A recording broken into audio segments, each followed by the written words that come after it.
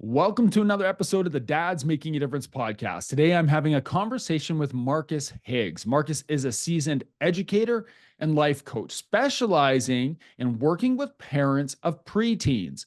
Marcus's area of expertise is in helping parents open lines of communication with their preteens so that they can build strong, healthy relationships through those teenage formative years. Now, as a father of a 12-year-old, I'm very interested in this subject. I also see in my background as an educator these years from 10 to 14 and how lines of communication between kids and parents are so important as these children develop.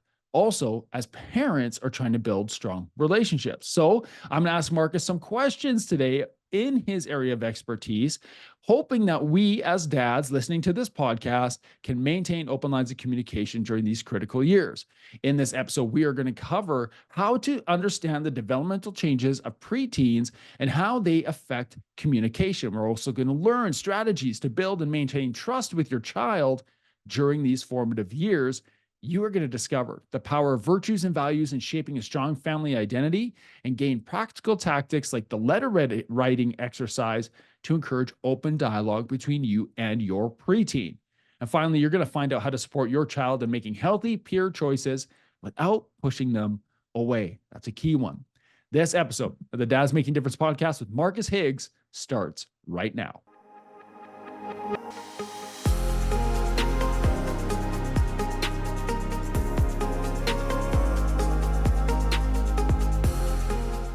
Marcus, it's good to see you today. Thanks for jumping on to have a conversation today that I think was going to help a lot of dads on here, because a lot of dads right now are navigating the complexity of the preteen into the teenage years with their kids. I know I'm there. I have a 12-year-old, and I can't wait to get into this conversation with you because you talk about communication. And I think as the father of a 12-year-old girl right now, that's going to be a huge topic for me. And I love to bring people on who can speak to timely things. And for me, selfishly, this is timely. So Marcus, welcome to the Dad's Making a Difference podcast.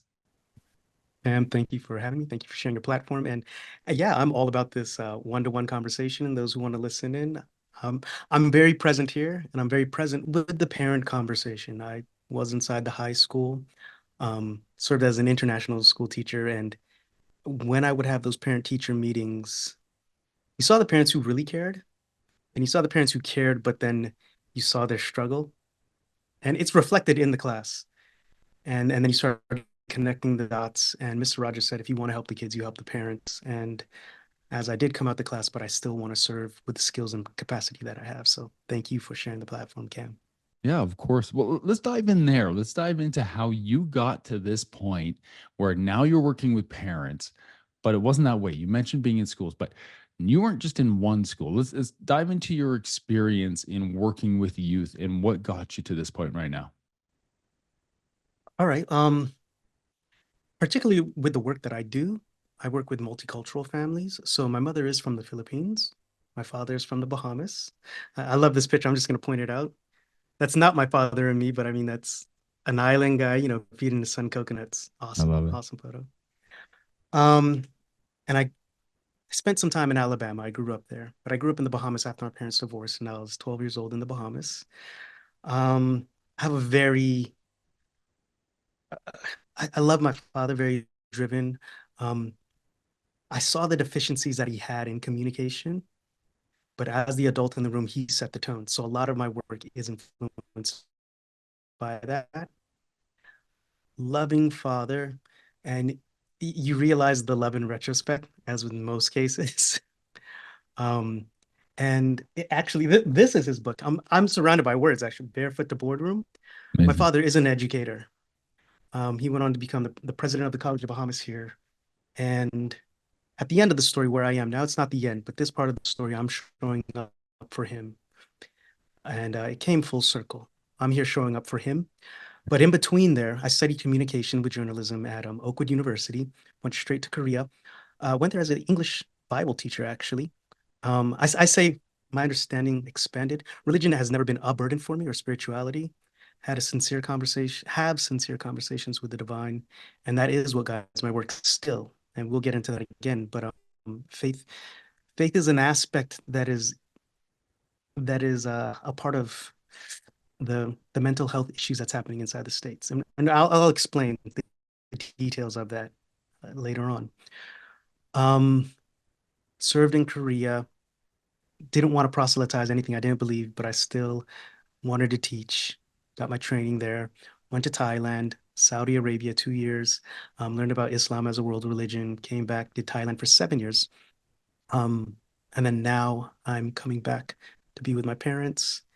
And yeah, got into life coaching, but then wanted to work in a space that I'm familiar with and that I know needs a voice. Because everything that eventually grows must first break, and this is our first identity breaking right there in those preteen years. So that's how I got into this. Yeah. One thing worth Amazing. sharing. I this right here is the goodbye book my fifth grader shared with me. So I taught ELA 12th grade and ninth grade, but in between there, as I came out the class, I started doing mentoring for affluent kids, right? And a friend went into maternity leave, so I went back and I did fifth grade, and I have all these stick figures with afros and so on. The whole point, the reason I'm sharing this is I'm in the game until they become parents, so I can make it a generational thing of, hey, this you inspired this with words that you a good word given deserves a good word in return. So that's a little bit of my why also. So, It's good work. And I appreciate that because given my background, guys listening to this are no stranger to my background in education. It's coming to a lot of our conversations. And it's a lot of the reason in my why, Marcus, of why I did this, because I started to see the interactions between families, specifically between dads and kids in our school, in the schools that I've worked in, and how that transitioned outside into the community. And I want to ask you a question about this idea of the importance of communication with the preteens, because I think there's a point in a parent's life, and I'll just speak to where we're at right now in our home. I have a really good relationship with my daughter, like it's healthy, but there are times where we have really great conversations and they're open and they're caring. And then the next minute, it's like there's a closed door, the conversation isn't happening. And I think as a dad who works with youth all the time, I can get a little bit frustrated by that. Yet I have the background to say I need to take a step back. But there's a lot of people, a lot of guys listening to this right now that don't know how to maintain open lines of communication. And so they might hit a closed door with their kid and they're like, I don't know where to turn now. Um, can you speak to the importance of how to maintain open lines of communication with our preteens? mhm. Yeah, definitely. Um, so to set up a bit of the context, you have to understand, and in communication, we say understand your audience. So understand what the preteen is going through first. Right now, they're transitioning from a stage of dependent into independence, and they feel as though with this role change, there are expectations on them, right? And they feel as though they can't meet these expectations. They don't feel skilled. They know they're not skilled. Not that they don't feel, but they know they're not skilled.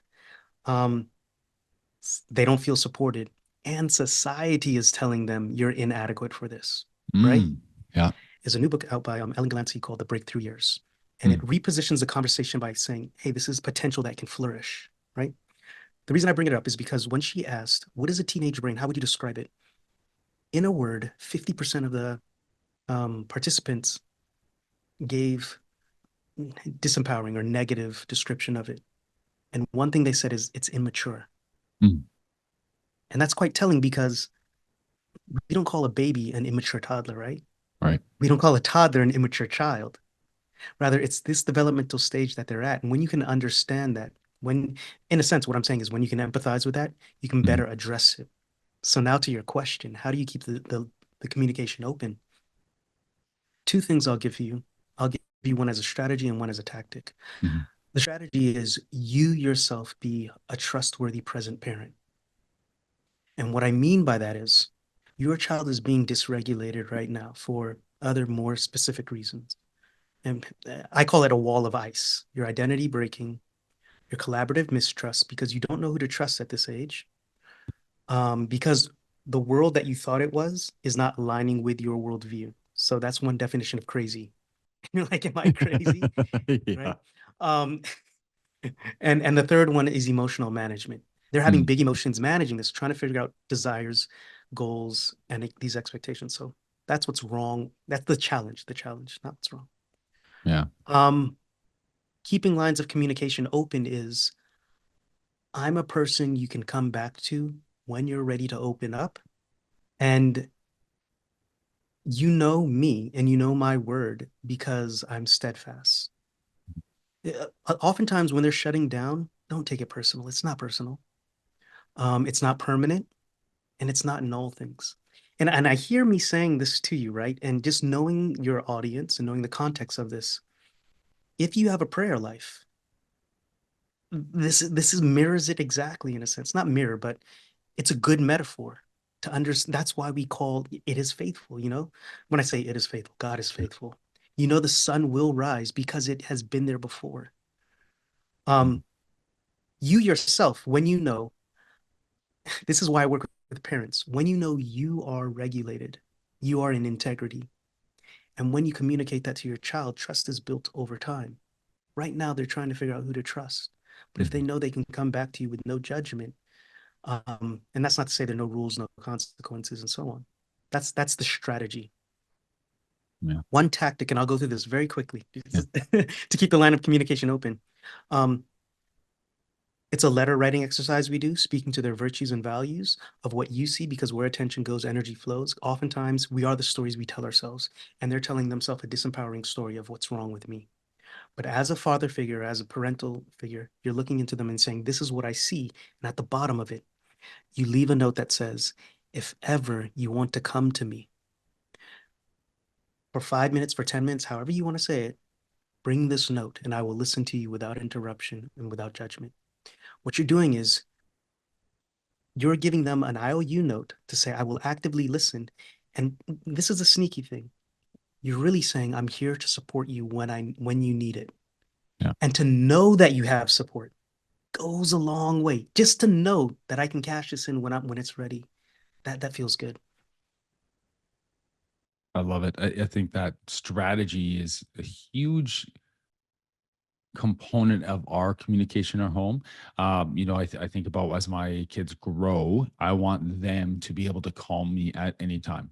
No, like if they are in the most dire situation or made a bad life choice or whatever it is, they can call their dad to come get them, no questions asked, no judgment, whatever. But to build to that point at that stage in their life as a preteen, what you just shared, this idea of an IOU, writing it down. It's like you can come to me without judgment, without question. I am here for you. I think that's such a powerful practice. I challenge every guy who's listening to this right now just to do that. Uh, yeah, I'm going to do it. I think it's great. Uh, can I ask you another question right now? Because Please. you mentioned something about preteens are they're kind of in this developmental stage where as adults we see them as, oh, they're immature, but which is not the case. They're exactly where they're supposed to be. They're going through this, and part of that process is like this line of communication with home and starting to find themselves in their peer groups. At what point do we as parents, as fathers, where do we draw the line, interact? Because our kids are going to be influenced by their peers. So, how can we encourage them? I guess what I'm asking is, how do we encourage our kids, our preteens, to make healthy choices and the peers that they choose without pushing them away or closing a door of a communication? Yeah, beautiful. Beautiful. Um, Many strategies, again, two come to mind, right? When you ask me. And Yeah. when I say strategies and tactics, it's here's the overarching idea, and then here's the way you execute it. Um, Understand, first of all, it's developmentally natural for them to do this. And the Mhm. reason they do this is as they were dependent on you, you're going to say something that doesn't match with other views in the world that they see. And when that is, they start to get skeptic, right? Skepticism comes in around 12, nuance comes in around 18. That's what they say, oh, yeah, there are grays here. But a kid is seeing the world in black and white, right? When they start searching for other views, ideally, you want to be in a pod of parents who are trustworthy, other trustworthy present parents. And this is why I say, and there's actually scientific work to back this. Communities of faith, the teens are actually thriving going through this mental health disorder. And I'll send you the article. We can put it in the show notes. But the whole thing is, um, as they're finding other world views, there's a strong sense of identity. Mm. Sorry, I think I'm getting off track. You were asking again, how do we secure them as they're searching in other peer groups and so on and looking Mhm. around? The way you do that is by in the show up framework, it starts with the S. Start with a strong identity. Start with a strong identity. And what I mean by that is speaking to their virtues and values. In the work that I do, there's these things from positive psychology called the 24 virtues or VIA, virtues and actions. Have you heard of these? I've heard of them. Yeah. Okay. All right. But a lot of the Um, guys listening to this haven't, but I've been around yeah, education and yeah, did some psychology work for a long time. yeah. I know. Sometimes I feel like I'm preaching to the choir, but then I understand there's a Yeah. whole tribe behind you. Yeah. So your VIA are your virtues in action, and virtues are with all religions, all cultures, all humans, and really what they are when you boil it down, these are the characteristics that lead to either individual well-being or collective well-being. Mm. Some are creativity, some are gratitude, leadership. When you take this survey, I used to do this with all my mentees because you get to frame the conversation and you speak to their virtues. And like if a kid comes in who's like very humorous and it's like, hey, we need to focus now, you speak to that of, hey, I know this is your virtue, but we need to dial it back now. And you're speaking Mm. to their strengths actually in a sense. Values are what's important to you. So when we have goals and when we're trying to work towards something, we're working towards it in our virtues and values, and you ingrain that in them, right? When I say ingrain that in them, you create conversations around that. Along with that, we also map out our family's virtues and values. That is just collective identity. People like us do things like this because your child will go off. She will go off, but you have to understand. I'm sorry, your last name again, Hall. There you go, Cam. You can say, we are Halls, and this is what Halls do. You're going to Mhm. do a remix. I respect that. Yeah. You're going to do you, but this is what we do. Yeah. And oftentimes, this is the last thing.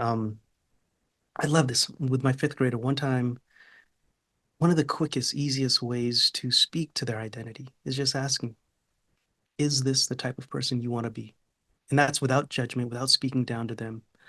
Um, as men, we can feel that, there's a calling to that, but it's, is this the type of person you want to be? Because I'm giving you authority over your own life to chart it forward. And I support you in that. But the question is this the type of person you want to be? Powerful question for a kid to answer, right? Like that they think about that. Of course, this is who I want to be. And then you just wait. And then they'll think about it. They'll be like, all right, maybe not entirely. Like there's some things that maybe I won't want to carry with me. Can I give you an example real quick of a conversation I Yeah, had with my shoot, go for son? it, go for it. We have a Hmm. family mission statement, and it's above the door as you Awesome. exit our house, and it's love beyond these walls, and it's our filter Yes. for conversations that we have with Kim and I when our kids were tiny, and now that our kids are 12 and 10, it's the same. So if one of them has conflict with friends, with the peer group and the community, or my one of them gets into a situation at school and they come home and we're talking about it, we can say, I love that you said this, we're Halls. This is what we do. We love beyond these walls. Now, loving people doesn't mean you have to agree with them. Loving doesn't mean you have to accept what they do. Loving means that you love them because they're a human being that God created, and we are called to love one another. Now, we are going to have disagreements and we're going to get into fights and we're going to have these controversial moments. But just know at the end of the day, like you're called to love someone. So if you're doing that, no matter how angry you are, you need to use that as your filter. So we use that with our kids and we get a lot of eye rolls sometimes.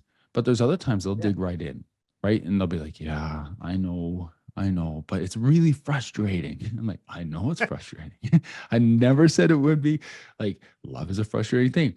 I've never said that it'll be easy, but it's meaningful, right? It's meaningful. I have a question about this idea that uh, there's a little bit of negative talk around preteens, right? When you go to be 12, you'd be an early teenager, 13, 14. It's like this society's painted these kids with like, oh, get ready. Here they Mhm. go. And there's like, oh, they're going to be so moody and get ready for, adversarial conversations in your home. It's like they already paint this picture of what your kid is going to do. And Mhm. when kids hear that, and having taught middle school where kids come in, they're 11 turning 12, 12 turning 13, and seeing how much they change in those years, how moldable they are, but how they're also just finding themselves.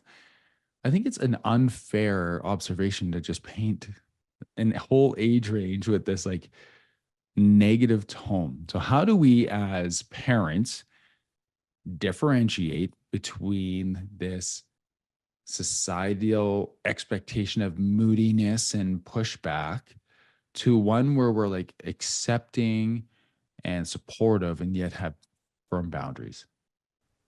Hey, all right. As a teacher, you know this. Kids move towards your expectations. Mm, The Pygmalion effect. And even if, even if it's not voiced, man, this is a heavy conversation because unfortunately, this generation is forming their identity behind the screens. mhm, And that's where they're getting this understanding of what the society expects from me as a teenager. And we don't want that to set the narrative. So you didn't ask me this directly, but I will say, um, save off social media as long as you can. mm. Even those who have created the technology don't let their children use it. So that should be telling, Right. I know. right? Yeah. I think what I'm really asking is, as a parent, how do we support our kids so that they can create their own identity and not Mhm. play into the expectation of this negative narrative they're hearing around them? Yeah. Um, I follow a lot of the work of Phil Stutz and Barry Michaels, two psychologists. You may be familiar with Stutz. And then he just wrote a new book called, he wrote an old book called The Tools, but then Lessons for Living. The reason I bring him up is because Barry Michaels said, you will not protect your child from forming a shadow. And what that Mm, means is you will not protect your child from forming something they're trying to hide or that they're, I'm going to say, ashamed of. That's the word I'll use. The shadow self is something that there's something that you present to your parents, you present to your peers, you present to other adults, and there's something that you're hiding. Now, if to put this in biblical terms, you might liken this to a thorn in the flesh. It's something that you're going to have to struggle with mhm, going forth. And the reason I say struggle with is because it's going to be your burden to bear until you learn how to alleviate yourself from that. In the hero's journey or inside storytelling, there's something called the hero's flaw, the heroic flaw. And the whole idea is, will the hero alleviate himself from this character flaw before the end of the story? That's what we're waiting to see. mhm. I got really deep in the narrative, but I mean, I taught ELA, so bear Yeah. with me. And my point being is, there is something that's going to form inside your child. We're there to equip them with the tools to help overcome that, and I'm trying to mitigate it at the preteen stage. I think what I'm trying to say in a phrase is, you won't protect your child from everything, and that's okay. And the reason I say that's okay is because everything that breaks, everything that eventually grows must first break. We're here to teach our kids how to mend the broken places, to become more resilient. They are going to be stretched by other things that they see. They are going to be stretched by things that we don't agree with, quite honestly. I mean, just think of your own parents and your relationship. But the thing is, we have to know that we did an honest part with them in the upbringing and we are true to ourselves. Because if they know there's a place they can come back to us, that's I think is what's expected of a parent. You may feel you're going to be judged about how your kids are raised up, and But if you know you did an honest part and you're in integrity with the work that you did with your kid, and you know what was entrusted to you and you did that honest work, I think you can rest easy, easier said than done. Yeah. And you're asking, hey, what is a tactic to actually do the work? Yeah. Um, I say the show up framework just Yeah. because these are the 21st century skills actually that we Yeah. say if every person has. Yeah, dive into it. Let's dive into that because I've seen the show up framework because we're talking about kids here, but we're really talking about supporting parents, right? And you support parents of preteens. So what's the show up framework? So it is personal development. I'm going to give you the reveal at the beginning. It is personal development, and I'm using the thing that's most relevant to you right now, your kid. So I'm in alignment with your wants and desires. What it is you start off with a strong identity. We already did that. Virtues and values, moving towards a goal. And then H is hold space for collaboration. Oftentimes kids are thinking, what's wrong with me whenever they're facing conflict. It's and that's where the contention actually begins when we say, hey, when they think the world is looking at them, what's wrong with you? But what it is autonomy support or collaborative problem solving. You bring them into the conversation. You say, hey, I notice this is a struggle with you. You present boundaries, expectations, and so on. And then you say, let's solve this together. And you come up with a solution that both of you can agree upon. And we're going to test this out and try it for some time. And it is student voice, student choice. That's what we say inside the education world, but it's giving them some autonomy because eventually we want to move them to independence. And we're letting them understand you are supported in this. If people aren't meeting your expectations, it's one of three things, but basically two. They don't feel supported or they don't have the skills, which just, sorry, these are all popping I up. love it. It's the Mac reactions. So if you're listening to this, you just had all the balloons go up through the camera screen. All right, so then we open up communication. Start with a strong identity, hold space for collaboration, open up communication. And that is tactics and strategies by which to have the conversation in their head with them. Angela Duckworth said, every kid just needs one psychologically wise adult in their life. Mm, And really, what that means is, as they're going through that turmoil inside their brain, they trust you to enter in there with them to help make sense of it when they're ready to open up with you. And just like you said, sometimes they shut down on a whim. You don't know why, but yeah. still you stay present. And then the final is wonder and explore this world together. Mm, That is project-based living, but that is work towards something that's effortful over a long period of time, bringing your virtues and values, and you're doing it in tandem with your kid. So for you, it might be this podcast, it might be your business, it might be something that you're working on. But what it does is it gives you a platform to speak with your kid about what I was going to say struggle, but what about growth is? What about what human development is about? And you're being there as a moral exemplar with them. And then the UP is unveil your potential together. mm. So that's how you show up with them. Like you're doing the work with them. I love this because everything that you said, it's working together, right? It's done with your child, it's done with that preteen and the parent, where too often it's a done to. It's as a parent, here's what you do to your kid, then they're gonna figure it out and they'll do something to you back, and then back and forth, two. But you're all about with. And I love this. So we've talked about this on the podcast before, doing two, for, and with. And when you do with that's when people grow. That's when people learn because you're alongside with them. When you're doing it to them, they feel like, well, they're going to push back because it's being done to me. No one likes things done to them. When it's done for them, they feel that they can't do it themselves. So they'll always rely on you to do it for them. But doing it with in the show up framework, this just this work of doing it together lends itself to growth, but also builds relationship. And I think that at the end of the day, that's what we want. That's what all this is about. We want to be able to communicate with our kids so we can continue to have a very solid, positive, purposeful relationship with our kids. So I love it, man. It's great. Hey, let me, I hear you say solid relationship. I don't know about you and your parents, but maybe Mhm. this may resonate for you. You've yet to experience adult children, right? Mhm. But there's dependent, Then there's independence. Yeah. That's not the final form. The final form is interdependence. I Right. mentioned this to you before. It means I promise to take care of me to be in service to you if you promise to take care of you to be in service to me. And that's what healthy communities are built upon. And that's a beautiful thing you can share with your kid on the other side. They'll always still be your son and they'll be your daughter. But it's when you see them as an adult taking care of their own business and then they still come back to serve you as you serve them. That's where the beauty is. It is. I was going to say, that's beautiful. Like that's something that we all want to aspire to, right?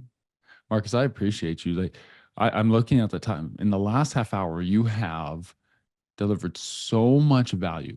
Like, there's so much to unpack in what you shared in the last like 25, 28 minutes. Um, if you're listening to this, you're going to have to listen to this again, go back to your notes, and I want you to reach out. But we'll get there. But Marcus, right now for you, because I know you're on a mission right now for you, what's an area of learning or an area of growth that you are excited about personally or you're diving into? You know what? Live in the work that I'm preaching. Yeah. um, I I have, and I say this with all hubris, I do have a lot of knowledge. It's because love of learning is something that is characteristic of me. I need to learn the skill now to amplify it, share it with the masses. And I'm on the journey. This is I approach this as project-based learning, actually. And I'm collaborating with people like this to get this message. My whole thing is Archimedes said, give me a lever long enough and a place to stand, and I will move the world. That's not woo-woo, that's science, right? Yeah. I work with words and vibrations, and it is give me a message that resonates with people and a place to stand to speak this message, and the world will move itself. And if there ever is a message, it is you're worthy of being, there's beauty in you, and I'm trying to create the environment for it to flourish and come forth. So what I'm passionate about is this work. Yeah, I've committed to this long term for my students. The next step of I'm thinking of starting my own podcast. I am getting this message in the hands to get some case studies going. Um, this, yeah, because and what's beautiful about this work, Cam, is I'm talking about human development. So this is not a message for North America. This is not a message for Bahamas, Korea. This in English language arts class, I came out and I told my chairperson, I said, you know what? English class feels a lot like therapy sometimes. And he said, Mm. Marcus, that's why it's called the humanities. Yeah. We're teaching them how to be human. Yeah. And this message is for humans. Yeah. I love it. So Marcus, if there's guys listening to this who want to connect with you, find out more about you, where can they do that? ideally, it's on LinkedIn. Trying to manage my own attention, Yeah. but focusing on one channel right now, LinkedIn. I will be having some workshops soon.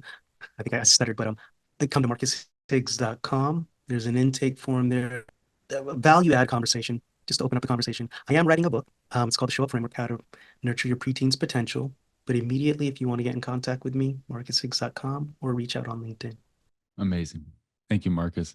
Marcus, I appreciate you. Thank you for doing this with us today. We're going to put Marcus's contact all in the show notes. Reach out to Marcus, dive into his work. As you can tell, he is a very thoughtful and knowledgeable guy, but he is doing powerful work in the lives of families. So, Marcus, thank you. Appreciate you. Thanks for doing this. Thank you, Cam. It was wonderful to be here.